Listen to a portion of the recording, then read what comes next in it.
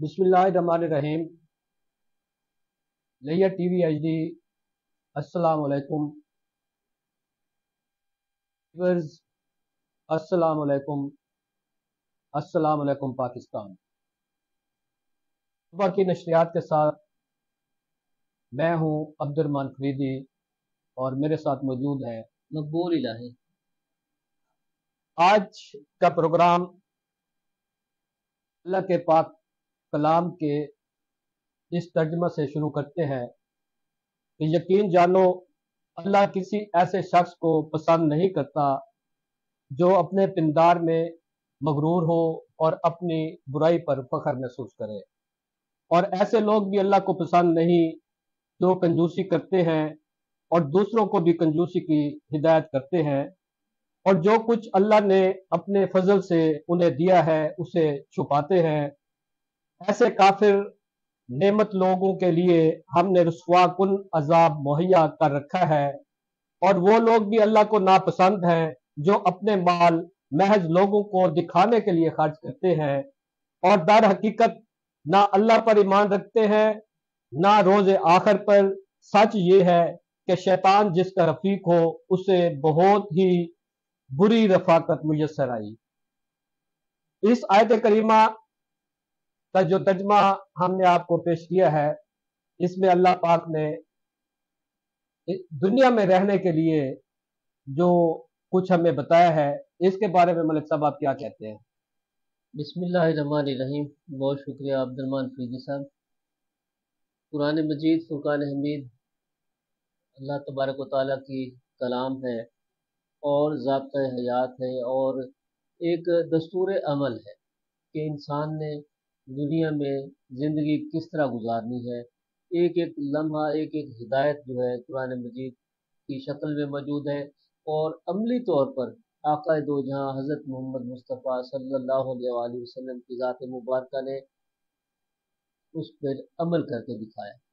एक मरतबा हज़रत आयशा सिद्दीक़ा रज़ियल्लाहु ताला अन्हा से पूछा गया कि आप सल्लल्लाहु अलैहि वसल्लम के अखलाक कैसे थे, तो उम्मुल मोमिनीन हज़रत आयशा रज़ियल्लाहु ताला अन्हा ने फरमाया कि क्या आपने कुरान मजीद नहीं पढ़ा। ये कुरान मजीद और आपकी सुन्नत मुबारक एक ही तस्वीर है और उसके दो रुख हैं। अल्लाह तबारक ताला हमें अमली मुसलमान बनने की कुरान करीम तहरीर में है और आप सल्लल्लाहु अलैहि वसल्लम जो है वो हमें नमूना है कि उनके जो तरीक़ेकार है, अगर हम उन पर अमल करें तो मेरे ख्याल में हमारा मुआशरा जो है वो बेहतर हो जाएगा और साफ सुथरा भी हो जाएगा। आप सल्लल्लाहु अलैहि वसल्लम की मेरे जो है वो नॉलेज है कि आप सल्लल्लाहु अलैहि वसल्लम की जिंदगी के दो हिस्से हैं जी। पहला हिस्सा ऐलान नबूवत से कबल की जिंदगी है और दूसरा हिस्सा ऐलान नबूवत के बाद की जिंदगी है।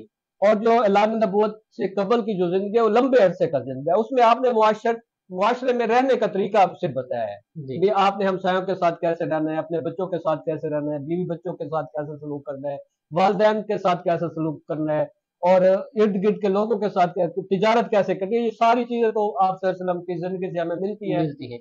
और इस आयत मुबारक में भी अल्लाह तबारक व तआला ने फर्द को मुखातिब करके फरमाया कि अल्लाह तबारक ताला किसी ऐसे शख्स को पसंद नहीं करता। किस ऐसे शख्स को? बड़ा दो टोक अल्फाज में बगैर किसी लगे लिपटी में जो अपने पिंदार में मगरूर हो, हाँ जी, जिसे तफखर हो, फख्र करता हो अपने धन का, दौलत का, उहदे का, मर्तबे का, हसब नसब का, किसी किस्म का भी उसके पास कोई तासुब है तो वो अपने पिंदार में मगरूर है और तकब्बर करता है, इतराता है, फख्र करता है, जितलाता है और अल्लाह तबारक व तआला की नाराजगी मोल लेता है और अपनी बड़ाई पर फख्र करे कि मैं बड़े खानदान का हूँ, मैं फलां मेरा हसब है, मेरा बाप ऐसा था, मेरा दादा ऐसा था। और ऐसे लोग भी अल्लाह को पसंद नहीं है। कैसे लोग? जो कंजूसी करते हैं कि अल्लाह ने उन्हें रिज़्क दिया है, उन्हें वसाइल दिए हैं, उन्हें दौलत दी है, उन्हें माल किया है और वो कंजूसी करते हैं, गिन गिन के रखते हैं, अपने पास समेट के रखते हैं। अल्लाह ने फरमाया कि ऐसे लोग जो है वो बिल्कुल नापसंद है।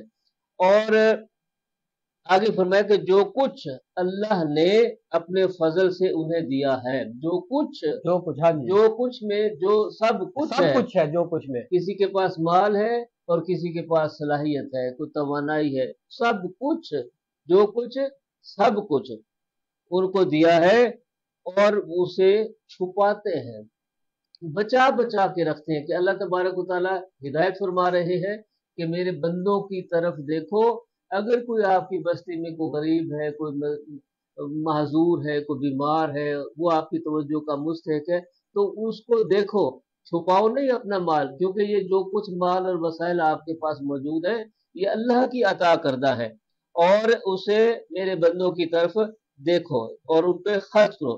اچھا، پھر آگے ایک فرمایا کہ یہ جو کچھ تمہارے پاس مال ہے، اور وہ مال اگر تم اس نیت کے ساتھ خرچ کرو گے کہ لوگ آپ کو سخی کہیں، لوگ آپ کو جناب دکھاوے کے لیے بڑا دوسرے بڑا لوگ آدمی مانے ہاں کہ جی جناب بڑے یہ صاحب ہیں اور بڑے یہ خرچ کرنے والے ہیں، لوگوں پہ خرچ کرتے ہیں، آپ کے ذہن میں اگر ذرہ برابر بھی یہ دکھاوا شامل آ گیا تو پھر اللہ تبارک و تعالی نے فرمایا، بڑا متنبہ کیا ہے کہ در حقیقت یہ لوگ نہ اللہ پر ایمان رکھتے ہیں نہ آخرت پر، اور نہ ہی روز آخر پر، اور سچی بات یہ ہے کہ کہ شیطان، کیونکہ یہ شیطان کی شیطانی فعل ہے صفات نا ہیں، یہ ہاں جی صفات ہیں کہ اللہ چاہتا ہے کہ اس کے بندے خالص ہو کر اپنے رب کی فرما برداری کے لیے جت جائیں، اور شیطان چاہتا ہے کہ اس میں کوئی ملاوٹ آ جائے، اس میں اسے بڑا بنا کر پیش کیا جاتا ہے کہ نہیں، یہ جو کوئی تمہارے پاس مال و دولت، عہدہ، منصب ہے، یہ تمہاری اپنی محنت کا نتیجہ تاکہ ہے، ان کی نیکی جو ہوتی ہے وہ جو ہے نا اس میں وہ لگ جائے، قدغن لگ جائے۔ ملاوٹ آ جائے، اسے وہ خود بڑا بنا کر پیش کرتا ہے کہ نہیں، یہ تم افسر جو بنے ہو، یہ تو تمہاری راتوں کی جاگنے کی محنت کا نتیجہ ہے، ساری رات تم پڑھتے رہے ہو اور اس کے نتیجے میں تم اب محنت بنے ہو، تمہیں انٹرویو تم نے دیا اور کامیاب ہوئے، نہیں، ایسی بات نہیں ہے، یہ ساری جو صلاحیتیں ہیں یہ کس کی عطا کردہ ہے؟ یہ اللہ تبارک و تعالیٰ کی عطا کردہ ہے، اور آگے فرمایا کہ سچ یہ ہے کہ شیطان جس کا رفیق ہوا اسے بہت بڑی بری رفاقت میسر آئی، کیونکہ شیطان نے کہا تھا کہ اللہ میں ان کو گمراہ کروں گا، اور اللہ پاک نے فرمایا کہ میرے بندوں کو تم گمراہ نہیں کر سکتے، جو میرے بندے ہیں، جو میرے بندے ہیں۔ اب دیکھیں نا، اللہ نے کتنے فخر سے فرمایا کہ میرے بندوں کو گمراہ نہیں کر سکتے۔ اب اپنے بندوں کو گمراہی سے بچانے کے لیے قرآن مجید نازل فرمایا، اور اتنا پیارا، اتنا سچا نبی اور رسول صلی اللہ علیہ وسلم ہمیں عطا فرمایا، اور جنہوں نے اپنی ذات مبارکہ کو آگے رہ کر کتنے مسائل، کتنے دکھ پریشانیاں جو ہیں ان کا سامنا آپ کو ہوا، اور آپ نے امت کے لیے جو ہے رہنمائی فرمائی اور تعلیم عطا کی، کتنے کتنے واقعات ہیں، یہ پروگرام تو ان چیزوں کی احاطہ نہیں کر سکتے، چند لمحوں کی باتیں۔ اصل چیز تو یہ ہے کہ انسان کو پریکٹیکلی جو ہے اللہ اور اس کے رسول صلی اللہ علیہ وسلم کی تو اپنے اوپر لاگو کرنا چاہیے، فرما برداری میں خود کو سپرد کر دینا چاہیے۔ تو یہ تھی آج کی ہماری جو ہے پروگرام کے آغاز کی، جو اللہ کے جو ہدایات ہیں اس کے بارے میں گفتگو۔ تو چلتے ہیں اس پروگرام کے اگلے سیگمنٹ کی طرف۔ آپ کو جیسا کہ آپ کو معلوم ہے کہ اس پروگرام میں ہم قومی اخبارات اور لوکل نیوز جو ہے ان پر بھی ڈسکس کرتے ہیں۔ تو آج کے جو اخبارات ہیں، بدھ کا روز ہے جیسا کہ آپ کو معلوم ہے، اور 15 مئی بھی ہے، 2024 کا 15 مئی ہے، اور جیٹ کی 2 تاریخ ہے۔ تو آج کے جو اخبارات کی شہ سرخی ہے ملک صاحب، روزنامہ خبریں کی جو شہ سرخی ہے، فیصل کریم کنڈی کی علی امین گنڈا پور کو کھانے کی دعوت دے دی ہے انہوں نے۔ یہ بہت اچھی بات ہے، ہمارے ہاں جو پولیٹیکل ٹیمپریچر ہے وہ کئی دنوں سے شوٹ کر رہا تھا، اور کے پی کے خاص طور پہ وہاں کے جو معروضی حالات ہیں ان حالات میں جو سیاسی میدان میں اور وہ بھی حکومتی میدان میں یہ ٹینس کا جو ماحول ہے، یہ قطعی طور پہ ملک و قوم کے لیے یہ مناسب اور فائدہ مند نہیں تھا۔ کنڈی صاحب نے گورنر پنجاب ہیں اور انہوں نے یہ آگے بڑھ کر یہ ایک اچھا جو ہے اسٹیپ لیا ہے اور یہ قابل تعریف ہے اور اس کو ہم سراہتے ہیں، اور گنڈا پور سے بھی ہمیں اب یہی توقع ہے۔ دونوں کا تعلق ایک صوبہ سے ہی نہیں بلکہ ایک ضلع سے ہے، ایک شہر سے ہے، ایک حلقہ سے ہے۔ ایک ضلع سے ایک حلقہ سے ہے، تو لہذا ہماری دونوں شخصیات سے، دونوں حکومتی اور آئینی شخصیات سے جو ہے وہ یہ اپیل ہے، اور ہم خواہش مند ہیں کہ دونوں شخصیات ایک دوسرے کو وارم ویلکم کریں گی اور صوبہ کے کو چلانے کے لیے ایک دوسرے کے دست و بازو بنیں گے، تاکہ صوبہ خیبر پختونخوا میں جو آپ کو نوٹس میں ہے کہ مسائل ہی مسائل ہیں، وہاں امن اما سب سے بڑا مسئلہ بنا ہوا ہے، اور دیگر جو مشکلات ہیں وہاں پبلک کی جو ہیلتھ کی، ایجوکیشن کی، انفراسٹرکچر کی، روزگار کی، دیگر جتنے بھی مشکلات ہیں یہ اسی وقت حل ہو سکیں گے جب ہمارے جو وزیر اعلیٰ ہیں، ہمارے گورنر ہیں، وہ ایک پیج پر ہوں گے، اور پبلک کی جو ایشوز ہیں، مسائل مشکلات ہیں، ان کے حل کے لیے دونوں جو عہدیدار ہیں وہ ایک ساتھ ہم زبان ہو کر، ہم رکاب ہو کر اپنی صلاحیتیں وہ نچھاور کریں گے۔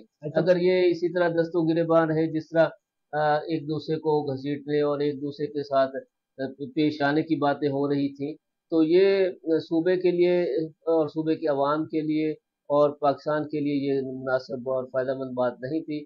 میں سمجھتا ہوں کہ کنڈی صاحب نے سینئر سیاسی کارکن ہونے کا پازیٹیو ثبوت دیا ہے، اور اس کو اب جو وزیر اعلیٰ صاحب ہیں اب ان کی ذمہ داری ہے کہ وہ اس اخلاقی اور اس جو سیاسی اور سفارتی جو دعوت ہے اس کا وہ اچھے انداز میں رسپانس کریں، اور بالکل یہ دونوں ہونا چاہیے، دونوں اور شخصیات مل تاکہ دیکھیں نا ملک صاحب، یہ آپس کی بیان بازیاں، لڑائیاں، یہ عوام کو تو اس میں کوئی فائدہ نہیں ہے نا۔ عوام کے ہاں جو جی، بنیادی عوام کے مسائل ہیں مسائل جو ہیں وہ اور وہ ہے۔ تو پھر مزید گہرے ہو ہاں جاتے جی، ہیں، ان کی مشکلات میں اضافہ ہو جاتا ہے، لہٰذا یہ دونوں شخصیات ذمہ داری کا مظاہرہ کریں، اور اس کا اچھا اثر یہ پڑے گا کہ پاکستان کی مجموعی جو سیاسی صورتحال ہے اس پر اچھے بھی اثرات پڑیں گے۔ ہاں جی، خوشگوار اثرات ہاں مرتب جی۔ ہوں گے۔ اچھا، سیاست کی بات کر رہے ہیں ملک صاحب، آج کل ایک بہت شور و غوغا ہے کہ 11 ارب ڈالرز کی دبئی میں ہمارے لوگوں کی جدادیں پڑی ہیں وہاں۔ ہمارے لوگوں کی جدادیں نہیں پڑی، ہاں، کن کی ہیں وہ؟ چند شخصیات کی ہیں، چند رہنماؤں کی ہیں جن کی پیروی کرتی ہے 24 کروڑ عوام، ٹھیک ہے، یہ جائیدادیں ان کی ہیں۔ اچھا، ان میں ملک صاحب سیاست دان بھی ہیں، ان میں جرنیل بھی ہیں، ان میں بیوروکریٹس بھی ہیں، اور ان میں جو ہمارے M P M N As ہیں وہ بھی ہیں، اور بڑے بڑے جو نامور سیاست دان ہیں ہمارے ملک کے، جو مختلف بڑی سیاسی پارٹیوں کو لیڈ کرتے ہیں، ان تمام کی وہاں جدادیں ہیں۔ اور ہم آئی ایم ایف کی طرف بھیک مانگنے جاتے ہیں، ورلڈ بینک کی طرف جاتے ہیں، دیگر ممالک کی طرف جاتے ہیں، جتنے ہم آئی ایم ایف سے ہم قرضہ لے رہے ہیں اس دفعہ، 1 ارب ڈالر لے رہے ہیں نا، 1 ارب ڈالر کے لیے ہم اپنے ملک کو گروی رکھ رہے ہیں، اور ان کے 11 ارب ڈالر کے جو ہے اثاثہ جات وہاں موجود ہیں۔ عبد الرحمان فریدی صاحب، یہ نئی خبر نہیں ہے، اس میں صرف ایک نیا اضافہ ضرور ہے کہ 11 ارب ڈالر ہے، ٹھیک ہے، اور آپ کو یاد ہوگا کہ کچھ عرصہ قبل یہ ہمارے تمام روزناموں نے اسے یہ بڑی خبر ہے۔ ہاں جی، آپ کو یاد ہوگا کہ کچھ عرصہ قبل امیر جماعت اسلامی پاکستان سراج الحق صاحب نے پریس کانفرنس کر کے یہ انکشاف کیا تھا کہ پاکستان کے جو ٹاپ لیڈرشپ ہے اور ٹاپ کریم ہے، اس کے انہوں نے فگر بتائے تھے 23 میرے خیال میں، انہوں نے 17 ارب ڈالر کاربن بتائے تھے، اور چند شخصیات، 2 درجن سے بھی کم شخصیات کا انہوں نے فرمایا تھا کہ یہ 2 درجن جو ہم دیکھتے ہیں روز ٹی وی پہ، سوشل میڈیا پہ، اخبارات میں، جن شخصیات کو ہم کسی نہ کسی حوالے سے دیکھتے ہیں، تو وہ شخصیات جو ہے وہ اس بڑے اثاثہ جات کی مالک ہیں، اور ان کے غیر ملکی اکاؤنٹس ہیں، اور ان کا تو یہ کہنا بھی تھا کہ یہ اپنے رقم جو ہے فارن اکاؤنٹ سے، بینکوں سے نکال کے صرف پاکستان میں رکھ لیں، پاکستانی بینکوں میں رکھ لیں، ہم قرضہ دینے والے بن جائیں گے۔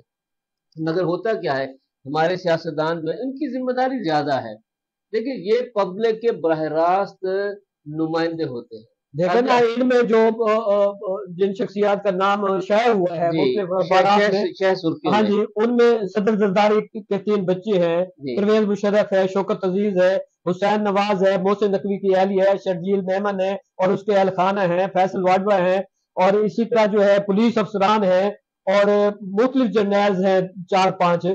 تو یہ लेकिन इसमें जो टॉप पे है वो सियासतदानों का नाम है। हाँ क्यों जी, सियासतदानों का नाम है? कि वो पब्लिक के साथ जुड़े हुए हैं, फिगर है, हाँ जी। पब्लिक फिगर है, पब्लिक के नुमाइंदा है, पब्लिक के वोट के साथ वो सामने आते हैं।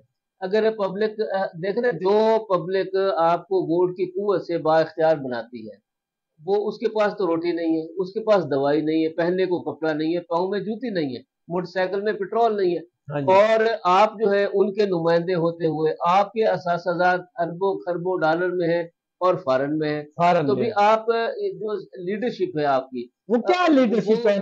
आपकी पब्लिक जो है वो मसाइल की दलदल में चक्की में पिस रही है, हाँ जी, और आप जो है वो मौज मस्तियां कर रहे हैं। तो लिहाजा जो है आप कौम पर रहम फरमाएं।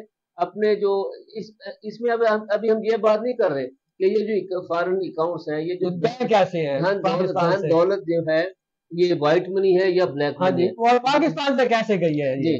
वो तो किसी मीडिया में आ चुके हैं ना जी, बड़े बड़े नाम, बड़े बड़े मॉडल्स जो हैं, वो उनके नाम और उनके काम जो है वो सामने आते थे कि ये डायरेक्ट जाते हैं पैसे या इनडायरेक्ट जाते हैं, जैसे भी जाते हैं चले गए। अब ये आपके सामने तफसीलात आ गई हैं, और इन मलिक तफसीलात। साहब, ये जो तहकीक हुई है ना, जी। ये एक एनजीओ है अमेरिकन, जी। ये उसने ये प्रोजेक्ट लॉन्च किया था। उसमें हमारे पाकिस्तान के जो सहाफी थे वो भी उस प्रोजेक्ट में शामिल थे, इस तहकीकाती टीम में। जी। तो उसमें जो उस तहकीक के मुताबिक 17,000 पाकिस्तानी हैं जी। जिनकी 23,000 जदादें हैं वहां दुबई में, जिसे दुबई लीग्स का नाम दिया गया। तो दीदी साहब, इसको अगर आप थोड़ा सा वसी अगर कैनवस में आप ले जाए, तो क्या लैया के नाम, लैया के चंद शख्सियात के नाम भी वहाँ इन वहां है, सत्रह मौजूद है। 17,000 में हाँ, शामिल हैं? लैया भी पीछे नहीं है। लैया का आप हर रोज रोना रहते हैं कि गरीब है, हाँ जी, पसमानदा है, हाँ जी, मसाइल ज़्यादा है। जनाब, लैया की चंद शख्सियात भी इतनी ताकतवर हैं हाँ, कि उनका नाम 17,000 पाकिस्तानियों की पाकिस्तानियों की फहरिस्त इस में फहरिस्त शामिल में है। हाँ जी, शामिल है। हाँ जी, जी बिल्कुल ऐसे है। तो लिहाजा जो है एक मरतबा फिर इस प्रोग्राम के तवसत है, हम इन तमाम शख्सियात से ये गुजारिश करेंगे कि आपकी जो पब्लिक है, जो आपके वोटर हैं, सपोर्टर हैं, कारकुनान हैं, जो आपके नारे मारते हैं, जो आपके लिए इस्तकबाल करते हैं, दरिया बिछाते हैं, वो सारे के सारे इस वक्त जो हैं वो भूख, महंगाई, परेशानी, बदअमनी की में हाथों जो है वो मारे मारे फिरते हैं, परेशान हैं। उनकी हालत पे रहम फरमाएं। और देखें ना, छोटी सी बात मैं आपसे अर्ज करूँ, अस्पतालों में इंसुलिन ही कोई नहीं है, बिल्कुल, अस्पतालों में सुरंज नहीं है, अस्पतालों में कार्टन नहीं है, तो अद्वियात नहीं है। अद्वियात नहीं है। हाँ जी, अब जिंदगी बचाने देखे वाली ना, अद्वियात नहीं है। अस्पताल में टेस्ट करने की सूरत नहीं है। हाँ जी, ठीक है, एक बंदा जिसको जब शुगर आप टेस्ट करवाते हैं तो वो स्ट्रिप बाहर से लेनी पड़ती है। एक अस्पताल में रात को किसी को हार्ट अटैक हुआ, वो वहां पहुंचा, वहां इंजेक्शन नहीं है, इंजेक्शन ही नहीं इसके है। इंजेक्शन नहीं है, और नहीं है, और नहीं है, बाहर मेडिकल स्टोर बंद है, तो वो तो मैयत ही वापस लाएगा ना, उसका बेटा, बिल्कुल ऐसे है, उसका। बिल्कुल ऐसे है। ठीक है ना जी। तो लिहाजा ये बुनियादी चीजें हैं, इन पे तवज्जो दें। आपके जो असासे हैं वो बाहर अगर ले भी गए हैं तो वो बैंकों में पड़े हैं। भाई साहब, हुकूमत तवज्जो दे तो रही है। रोजनामा खबरें और रोजनामा जंग और दीगर कौमी अखबारात ने शायद सुर्खी शाये की है कि जी। वजीर आजम पाकिस्तान ने कहा है कि निजकारी का रोड मैप तैयार कर लिया गया है। जी।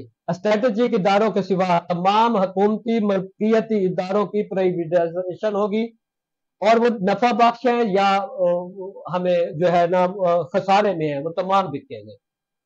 तो सर जी, मतलब तमाम बिकने से पहले, सबसे पहले तो ये हमारी हुकूमत बताए ना कि इसकी अपनी कारकर्दगी क्या है। ये कौम को, मुल्क को मझधार में निकालने के लिए इन्होंने अपना हिस्सा कितना डाला है? इन्होंने अपने प्राइम मिनिस्टर और जो हिस्सा डाला नहीं है, हुसैन नवाज का नाम है दुबई ठीक है ना, लीग्स में। तो बात तो यही है ना कि हमारे जो हुक्मरान हैं, भले वो पंजाब के हैं, उस मरकज के हैं, केपी के, सिंध बलूचिस्तान के हैं, जहाँ के भी हैं, वो उनका जो वीआईपी कल्चर है उसमें से कितना मिनहा हुआ है, कुछ माइनस हुआ है तो बताएं। अगर ये हम कौम से ही मुतालबा किया जाता है, तो भी इसका मतलब ये होगा कि कल आपके स्कूल प्राइवेट होंगे, कल आपके अस्पताल प्राइवेट होंगे। वो तो कर नहीं रहे मलिक साहब। आप जब आपके पास रोजगार नहीं है, महंगाई के हाथों परेशान है, तो फिर आप ये बताएं कि अस्पताल से आपको दवाई किस तरह मिलेगी, आपको इलाज किस तरह मिलेगा? तो ये पता नहीं किस तरह इनके नजदीक जो ये हल है।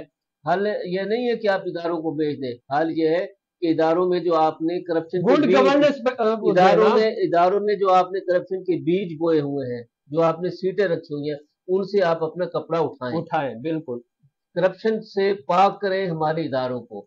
اور پھر دیکھیں کہ ادارے ہمارے فعال ہوتے ہیں یا نہیں ہوتے. وہ کرنا آپ کو یاد نہیں ہے پاکستان کی تاریخ اس بات کی گواہ ہے کہ پاکستان کتنا عرصہ جو ہے غیر ملکی اداروں کو قرض دیتا رہا. بالکل. پاکستان کی ایئر لائنز نے کتنی ایئر لائنز کو جنم دیا ہے. جنم دیا. ٹھیک ہے بالکل. نا. تو یہ کتنے جو ممالک ہیں ان کا جو بجٹ ترقیاتی بجٹ ہے, بجٹ پلان ہے, ڈیولپمنٹ پلان ہے, وہ پاکستان نے ان کو سپورٹ کیا ہے. اگر آج ہم اس حالت میں پہنچے ہیں تو یہ حکمرانوں کی نااہلی اور کمزوری اور کرپشن کی وجہ سے ہماری ناقص منصوبہ بندی ہے, ہمارے جو منصوبہ ساز ہے اصل. اب دیکھنا یہ پرسوں اخبار میں خبر تھی کہ یہ سگریٹ صرف ایک مد ہے. سگریٹ کی ایک مد ہے, ایک مد پر 300 ارب روپے جو ہے وہ ٹیکس چوری ہوا ہے. اب یہ کل خبر تھی کہ جناب ملتان سیکریٹریٹ سے جو ہے اس کو کلوز کرنے کی سوچا جا رہا ہے. بھی ملتان کو آپ نے بااختیار کب بنایا جنوبی پنجاب سیکریٹریٹ جو ہے جب اس کو آپ کلوز کرنے کو سوچ. یہ تو بڑی عجیب بات ہے. بھائی آپ اس ادارے کو ملتان کو بااختیار بنائیں, فلی بااختیار. جنوبی پنجاب کا وہ تمام کا تمام جو رش اپر پنجاب کی طرف جاتا ہے وہ پھر یہی رہ جائے گا صوبہ. تو لوگ جو ہے فیسیلیٹیٹ ہوں گے, لوگوں کو جو ہے دور دراز کے سفر نہیں کرنے پڑیں گے. صاحب صوبہ تو آپ نے بنانا نہیں ہے. ہاں جی. اب جب صوبہ انتظامی صوبہ بنا دیں تو کم از کم اس سیکریٹریٹ کو ہی بااختیار بنا دیں. ہاں جی. چلے عوامی نمائندے پنجاب اسمبلی میں جا کر تقریریں کریں, مگر عام جو سائل ہے اس کے لیے تو ملتان کو آسان بنا دیں. بالکل اس کا راستہ جو ہے آسان کریں. اس کے لیے تو تھوڑی سی اس کے لیے پٹیشن بھی فائل ہو گئی ہے ہائی کورٹ میں. جی.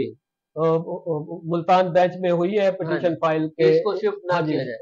اس کے جو ہے نا جو تمام اس کے جو کر رہے ہیں یہ اسے روکا جائے.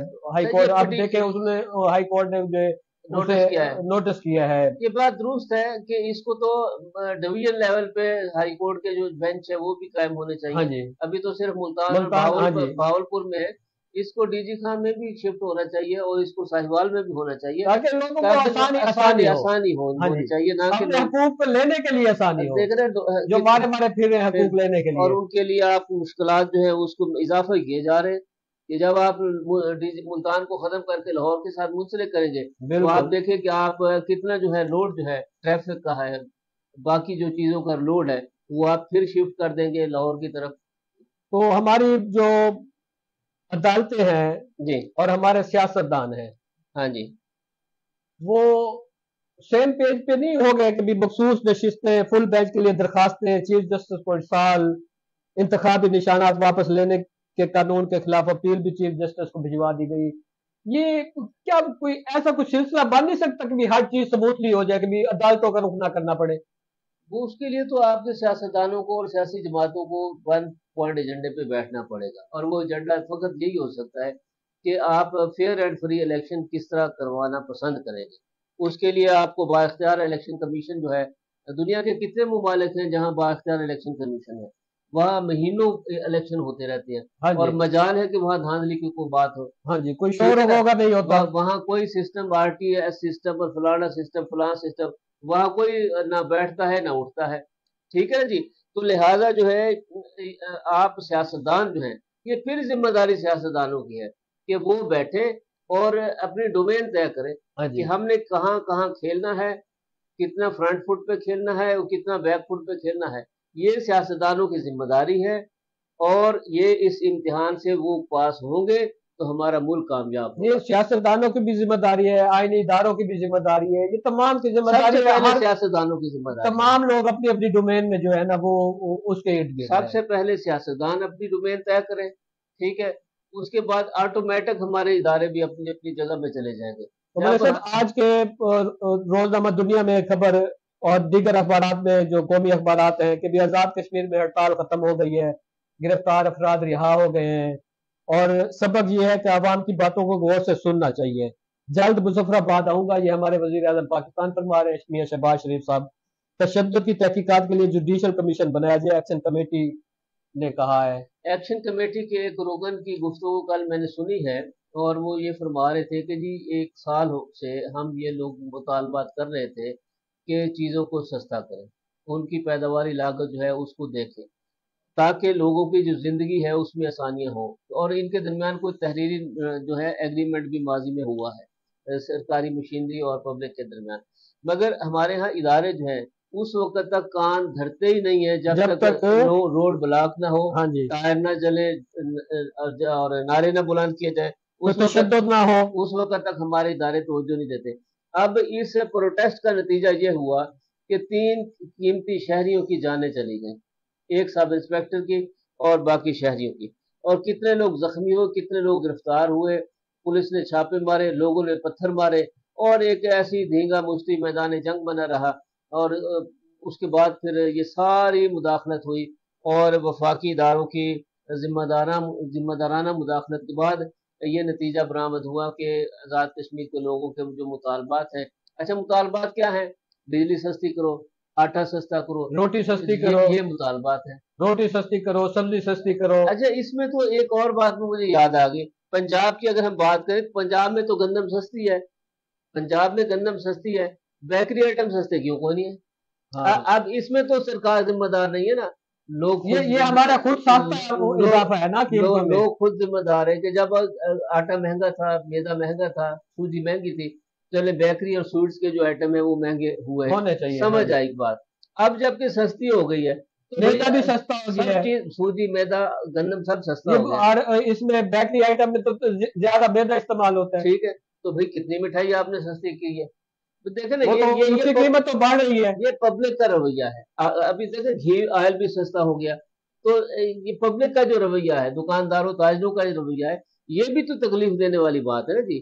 اس کا مطلب یہ ہوا کہ ہمارے سیاستدان، ہمارے تاجر، ہمارے سرمایہ دار، ہمارے صنعت کار، ان کی اپنی دنیا ہے، اپنی دنیا ہے، اور ہمارے اس سرکاری اداروں کی اپنی دنیا ہے، بالکل، یہاں سب کی اپنی دنیا ہے، اور جس کی لاٹھی اس کی بھینس ہے۔ اچھا وہ ہمارے ڈپٹی کمشنر صاحبہ جو ہے وہ ضلع انتظامیہ، وہ روزانہ کی بنیاد پہ ایک ریٹ لسٹ بھی شائع کرتی ہے، وہ ریٹ لسٹ پر جو لکھے ہوئے قیمتیں ہیں ان کے مطابق مارکیٹ سے کبھی آپ نے چیز لی ہے؟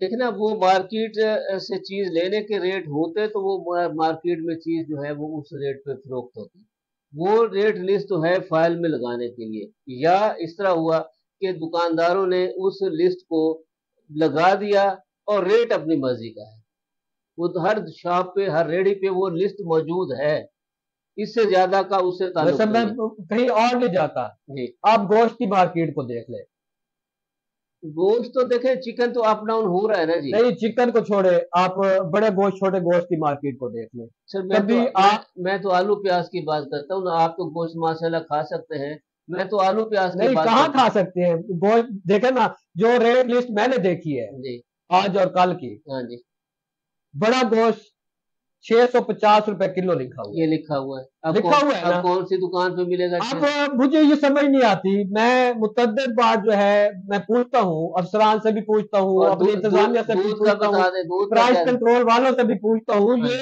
جو 650 روپے کلو گوشت ہے وہ کہاں ملتا ہے اور کس جگہ ملتا ہے؟ جی اسی طرح یہ میں نے آپ سے پہلے عرض کیا کہ یہ جو لسٹ ہوتی ہے، اس پہ یہ چیزیں فروخت کرنے کے لیے لسٹ نہیں ہوتی، یہ فائل میں لگانے کے لیے ہوتی ہے، حکومت پنجاب کو بھیجنے کے لیے، اور 20 روپے کا وہ کاغذ ہے، وہ ایک کاغذ 20 روپے کا ملتا ہے، فوٹو سٹیٹ کرائیں تو 5 روپے کی ہوتی ہے، اور جو ریڈی والے کو دیتے ہیں 20 روپے دیتے ہیں۔ اب جو 20 روپے کا کاغذ ہے، وہ جب ریڑھی والا خود نجائز منافع خوری کا شکار ہو رہا ہے خود، تو وہ بھائی اس نے ٹرانسفر کرنا ہے نا، بالکل کرنا ہے، اس نے گاہک پہ ٹرانسفر کرنا ہے، اور وہ کاغذ دینے والے کون ہیں؟ مارکیٹ کمیٹی ہے، اور مارکیٹ کمیٹی کا نام نہاد ٹھیکیدار یہ بھی ہے، ظاہر ہے وہ مارکیٹ کمیٹی کے ٹھیکیدار ہے نا، الٹیمیٹلی تو ذمہ داری مارکیٹ کمیٹی پہ عائد ہوتی ہے۔ اچھا میرے صاحب، ایک اور جو ہے نا جو خوفناک خبر ہے وہ یہ ہے، سرکاری سکولوں میں 19 لاکھ بچوں کی جیلی انرولمنٹ کا انکشاف، بوگس ڈیٹا نکالنے کے بعد تعداد 98 لاکھ رہ گئی۔ صوبائی دارالحکومت میں آبادی کے لحاظ سے 1000 سکولوں کی ضرورت ہے، ایجوکیشن ڈپارٹمنٹ نے 10 لاکھ نئے بچوں کے داخلے کا ہدف دے دیا۔ اچھا یہ جو فگر انرولمنٹ جعلی ہونے کی آپ بات کر رہے ہیں، یہ کوئی پہلا واقعہ ہے؟ ہمارے ہاں کون سی نئی بات آپ نے فرمائی ہے؟ یہ دیکھیں نا، نہیں وہ انرولمنٹ کا ٹوپی ڈرامہ ہے، بے فارم، یہ وہ جب بے فارم ایک دفعہ انٹر ہو گیا ان کے اس میں پروگرام میں، آن لائن پروگرام میں، तो फिर दूसरे बच्चे का तो इनरोलमेंट नहीं होनी चाहिए, चाहे वो प्राइवेट स्कूल है या सरकारी स्कूल है, देखिए उसी ना, उसी उसी नहीं प्लेटफार्म आखिर पर। ये महकमा ने कोई इस सवाल का जवाब बनाया होगा ना। अगर एक बंदा है, वो एक वक्त में एक महल्ले में रिहायश पजीर है, उसके बाद वो किराएदार था, वो वहां से नकल मकानी करके शहर के दूसरी नुक्कड़ में चला गया। अब वो ये पढ़ाने के लिए वहीं तो नहीं आएगा ना, अब वो दूसरे स्कूल में जब गया है तो उसका किस तरह वो सिस्टम बनाएंगे नहीं, वो। वो सिस्टम जो है वो सिस्टम ट्रांसफर करें ना, उसका इनरोलमेंट ट्रांसफर करें। हाँ जी, वो रोल में ट्रांसफर हो गई है। अब भारत, ये तो सवाल एक और भी है। गोरख धंधा है ना, गो- दूसरे लफ्जों में। इसमें ऐसे बच्चे भी हैं जो प्री स्कूल बच्चे हैं, और इस सवाल का बाहर जवाब तो एजुकेशन डिपार्टमेंट को खुद देना चाहिए, कि मॉनिटरिंग की कितनी टीमें उनके पास हाँ काम कर जी। रही हैं। अब एजुकेशन डिपार्टमेंट का अपना स्टाफ है, और ऊपर से जो न्यूट्रल इदारे हैं वो भी उनको अच्छा देख रहे मलिक हैं। साहब, एक और खबर की तरफ हमारे चलते पास हैं। टाइम जो है वो कुल्हाड़ी से बिल्कुल। एटीएम तोड़कर डकैती की कोशिश, मुकदमा दर्ज। ये रावलपिंडी की खबर है। देखिए जी, अब जो ये डाकू है, हमारे जो है रोजनामा दुनिया ने इसे शाया किया है सिंगल कॉलम फ्रंट पेज पर। तो ये ये हमारे डाकू के पास जो है ना जी, इतनी फुर्सत नहीं थी कि वो कोई जहन दौड़ाता। उसने कहा बस कुल्हाड़ी मारो और और पैसे जे उसमें से निकालो और निकालो। अपना काम चलाओ और चलते बनो। हाँ जी। उसने लंबी चौड़े तरदद की, उसने जरूरत ही कोई नहीं है कि मैं किसी को जो है लूटूं, किसी के सर पे कुल्हाड़ी रखूं। बस ये एटीएम के सर पे कुल्हाड़ी चलाता हूँ और अपना काम चलाता हूँ। ये देखें, बहरहाल ये एक निशानदेही है इस बात की कि हमारे यहाँ कानून की हुक्मरानी की जो गिरफ्त है हाँ जी। वो आहिस्ता आहिस्ता खत्म होती जा रही कमजोर होती जा रही है। और ये ओवरऑल ये सोच, अगर कल आपको याद नहीं है कि कल लिया में फर्स्ट ईयर के तालिब इलम शहजाद जो है वो उसके साथ जो है है। हाँ जी। वो डकैती की वारदात डकैती हो, के बाद बिल्कुल। ठीक है ना, मुदस्सर शहजाद के साथ डकैती की वारदात हुई है। दिन दिहाड़े 11:30 बजे की बात है कि खजूरों वाला बाग और डिस्ट्रिक्ट हाँ जी। कम्प्लेक्स रोड पे ये दिन दिहाड़े की मोटरसाइकिल सवार दो लड़कों ने उस बच्चे, फर्स्ट ईयर के बच्चे हाँ को जी। गन पॉइंट पर रोक लिया और उनको लौट कर चलते हाँ बने। जी, बिल्कुल ऐसे है। और इसी तरह कल लिया में जो है वो गन्नम का जो है खरीदारी वो गंदम की तो वारे ही निराले हैं जनाब। पास्को वालों और के। पास्को, और उस पास्को के बाद रेवेन्यू डिपार्टमेंट का जो स्टाफ है उसके सुपुर्द कर दिया गया नई जो टारगेट थे। क्या बात है।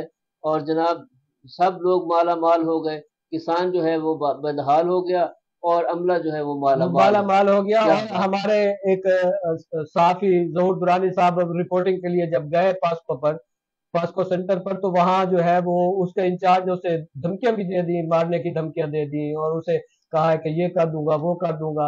अब ये ऐसा नहीं होना चाहिए, धमकियां नहीं देनी चाहिए। हाँ हाँ जी। जी, बिल्कुल गलत बात है। हमारी काम है रिपोर्टिंग करना, कि भी लोगों की बात को आगे बढ़ाना तो हमारा काम है, उनकी जो कमजोर आवाज है उसे तवाना बनाना साफी का ये काम है। शिकायत तो हर जगह मौजूद है। हाँ जी।